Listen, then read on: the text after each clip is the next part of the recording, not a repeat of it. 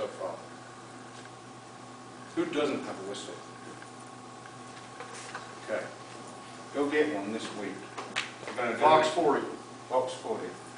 We're going to have a second part of this next week, and you will do just about nothing but refereeing. We'll assess you and let you know how you can improve what you're doing or what you're doing right, and give you an attaboy for that right here. So go buy your whistle early this week, get in front of your mirror, blow it, practice some signals. All the signals are in there.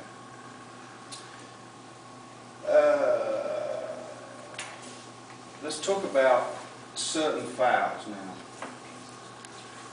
Well, let's talk about certain fouls. Okay.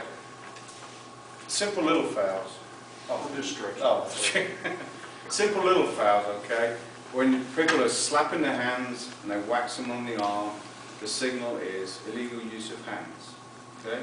If someone's driving by someone and they grab them, hold them back, or they just kind of coddle them and push them up to the sideline, you're either going to have a push or a hold, okay? One thing you need to not get in the mode of is trying to imitate the action that happened on the foul. Just like, how many people do this? I've seen this. Over the back for rebounding. There is no such foul. There is no such signal. A lot of referees will still do this. They'll call foul over the back, and a lot of the young referees do. The over the back foul on rebounding is always a push. Okay? Very simple. So you call your foul, you've got a push, ball going this way. Or push, ball going this way. Okay? Everybody got that? Rebounding is what? Push. That's all it is. Very simple. Push. Okay. Charge block. Tell me what you have to have for a charging foul. Feet planted. Feet planted. Be set before the player Square leaves to the the floor. person. Feet Yeah. set when the player leaves the floor, yes. Okay. What does that look like to you when you're a referee? That is a tough one. Okay, that to me is one of the hardest calls to make because it happens a lot of times so fast. So here's the progression for you in a charge block. Okay, the foul doesn't occur typically until the player is off the floor.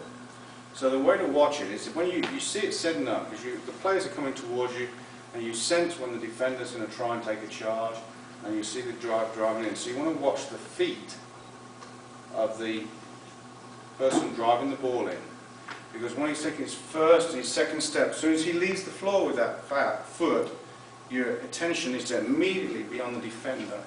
So you're watching the play develop, the ball's coming in, he leaves the floor, and now I'm looking at the defender, and it's in an instant like that you see he's set or he's still moving.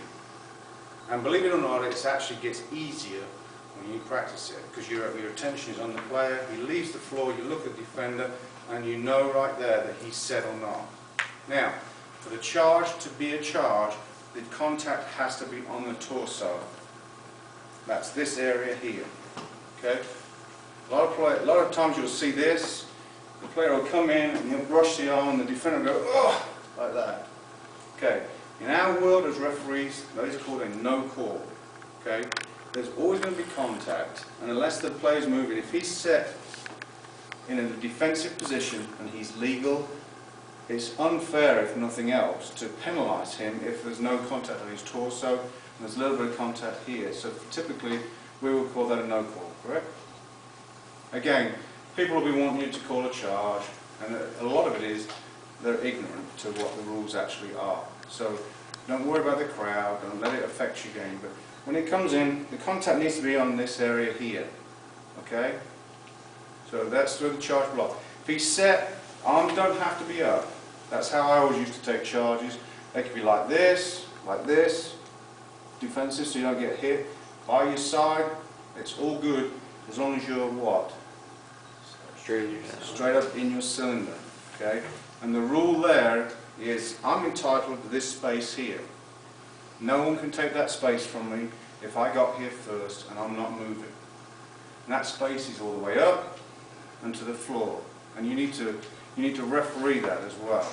You need to be able to referee that person's defensive rights as much as you rule the person's offensive rights to drive the ball to the basket. So when you're looking at that, imagine you've got two cylinders now. So when he's taking off, if there's no cylinder or person in his route to the basket, his entitlement is all the way to the point he lands on the floor. So when I take off, if I'm going to land on that black bag, from the moment I take off here, unless there's someone in that line, nobody can step in that space till I hit the floor over there on that black bag. Okay, that's how mentally it happens in the rules. Okay, as soon as that player takes off, he's entitled to be in the air and land in the spot he took off for, without anybody stepping into that space. And that's where your charge block, your knowledge of the rules now has to get better. And last year when I did this course, how many times did you guys not know and have never heard of such things? And I was explaining from a referee standpoint what I will and won't call. Is you play the game and you think that every piece of contact when you have the ball is a foul on them. And then you don't understand the principles of calling the foul. So on the charge block, make sure that you're aware that that offensive player is entitled to take off and land when there's nobody in between. If when he takes off, there's nobody there in that space, 99 times out of 100, any contact at that point is a defensive foul, because that person has had to move into that space while he's airborne.